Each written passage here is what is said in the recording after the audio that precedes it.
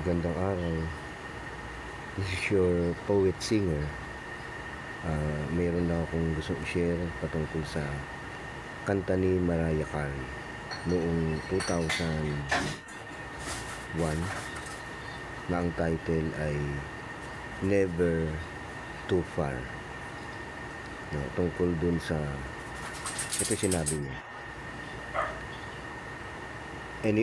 Anybody out there, don't ever take anybody for granted, cause we may never know, might lose him, and never have a chance how to tell him how you really feel. Ang punto nga nito ay pagbawalang bahala, mahal natin sa buhay dahil maaring mawala siya anumang oras na hindi natin inaasahan. Yung kasi sinasabi niya rito, take for granted. Alam mo yun, yung salitang take for granted, yung iniisip natin, hindi ako iiwan yan.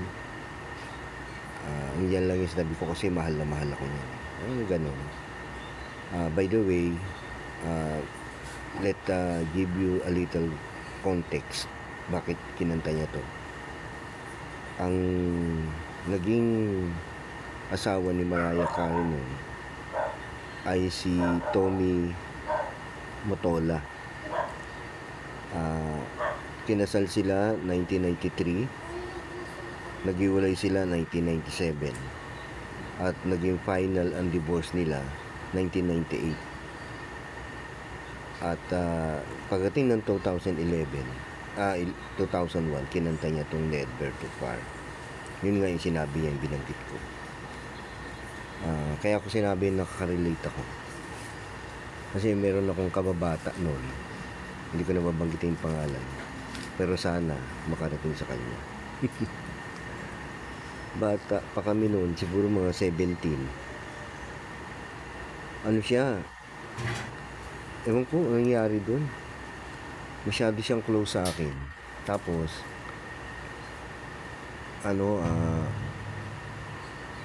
may pagkakataon nun na sa labas ng bahay, pag ako ay pag ako ay lalabas ng umaga, 6 o'clock, 7, nandun na siya sa pinto, sa may mismong labas. Siyempre ako, lalaki, parang nachichipan ako sa ganun. Ang aga-aga mo naman, ganun. Hanggang sa inis ko, hindi ko na siya pinapansin. Kaibigan siya nung pinsan ko. Lagi siyang lapit ng lapit, ganun. Kinakaibigan niya yung pinsan ko. Ako naman ay irita. Tagal, na gano'n na, hindi ko na siya pinapansin. Hanggang sa nakapag siya, Amerika. Hindi ko naman yung ganun kasi may trabaho naman ako. Pagdating dito, minsan kinukumusta niya ako. Ayun lang, dahil kaibigan ng pinsan ko. Pero iba yung niya, iba yung pakikitungo niya sa akin. Hanggang sa nakapag-asawa na siya ron sa Amerika.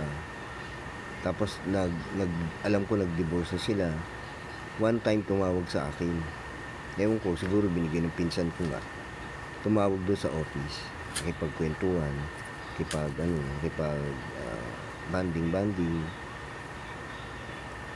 Binabigyan niya pa ako ng ng card. Yung pangalan ng card para makapagtawag ako sa kanya pag gusto ko. Pero na siya noon. Wala, single na uli siya. Nung tumagal, habang itong kasama ko sa trabaho, masungit, sinungitan siya. Hindi na siya uli nakatawag. Pero dumating pa yung panahon na pumunta siya rito, nagkausap kami mga ilang araw, lagi kami magkasama. Doon ko siya nakilala na yung ginaganon ko palang tao ay napakabait. Hanggang sa umuwi na siya uli ng Amerika, ganun. Wala pa rin siyang wala pa rin siyang asawa. single na nga siya eh. Nung tumagal, lagi kami nag-uusap sa phone. Hanggang sa siguro nagkaroon siya ng problema. May mga sinabi ako na sabi ko, bakit hindi mo ako sinasagot?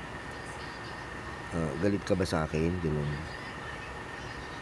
Basta may mga, ewan ko, siguro nasaktan siya sa ganun ko. Hindi na siya nagano hanggang ngayon. Kaya nga ito, relate ako rito. Kasi malalaman mo talaga yung importance ng isang tao pag wala na sa'yo. Kaya I'll try na pag-aralan tong kantan to to give you the message of that song. Thank you.